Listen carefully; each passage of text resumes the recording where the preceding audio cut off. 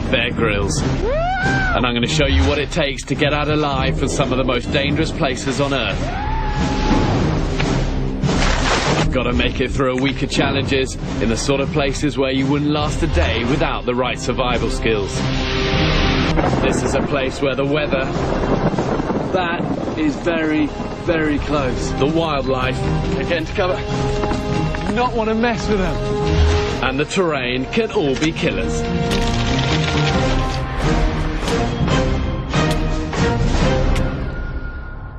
Perched high in the hills are some abandoned buildings. If you're lost out here, you'd need to try and use anything that could help you survive. It's definitely an old mine, but it looks long since abandoned. Look at it. Gold was discovered in the Black Hills in the 1870s.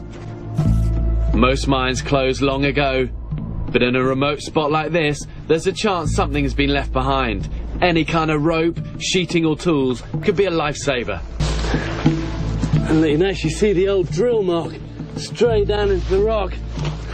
And this looks like the entrance has been filled in. Let's have a look. And actually there might well be something that can help me down there. But actually I can see a bit of light as well. Can you see that? Which means at least it's going to be well ventilated. But first of all I'm going to need some sort of torch. I want to break a stick off a living branch. The green wood won't burn. I'm splitting it at one end, then folding strips of bark into the gap. It should give me about 3 minutes of light, enough for a quick look around. This mine working could be unstable. It's an ideal spot for bats, rattlesnakes, even mountain lions.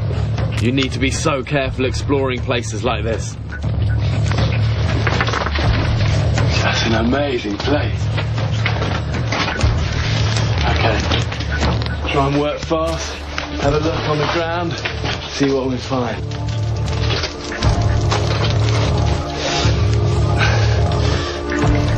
Old nail, take that.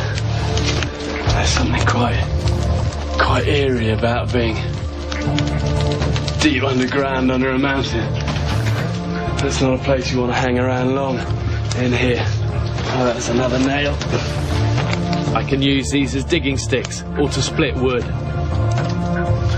This is beginning to die now, so I'm going to start to work my way out.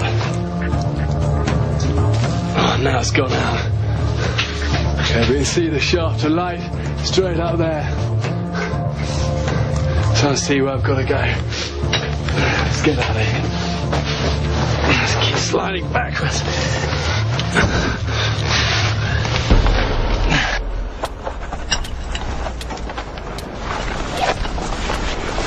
Foraging in the mine workings was worth the risk, but now I need to get down from the Black Hills, and that's not going to be easy. A little bit closer than I like. Even though I've got this nice stream here, really I want to be boiling water before I drink it, and what I'm making here is what's called a 4-stick fire. And it's just a really good way of containing a fire that's going to burn really strong and hot and will boil water fast.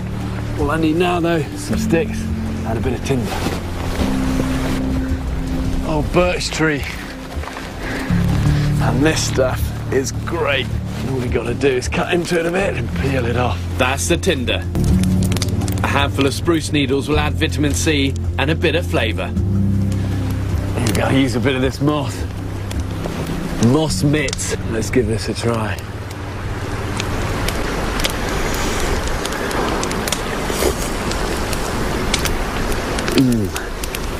Sprucey. But heading further downriver is going to be tough going. Jumping into unknown water is one of the most dangerous things you can do, and should only ever be a last resort. If you had to jump this, your best bet is to go where the main force of the water is pounding in. That's where it's most likely to be deepest. The problem is that all of that white stuff's got masses of air in it, and it doesn't give you any buoyancy when you jump in, so you probably want to aim just beyond it. Okay, moment of truth.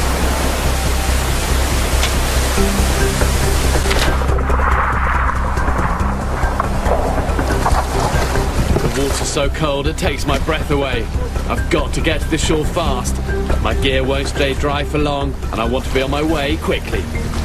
I've made it down in one piece, and I'm ready for the next challenge.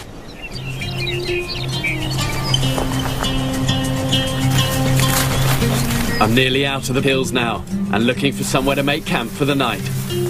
I haven't found a site yet, but I have found something that will really help me when I do. All of these here are cattails.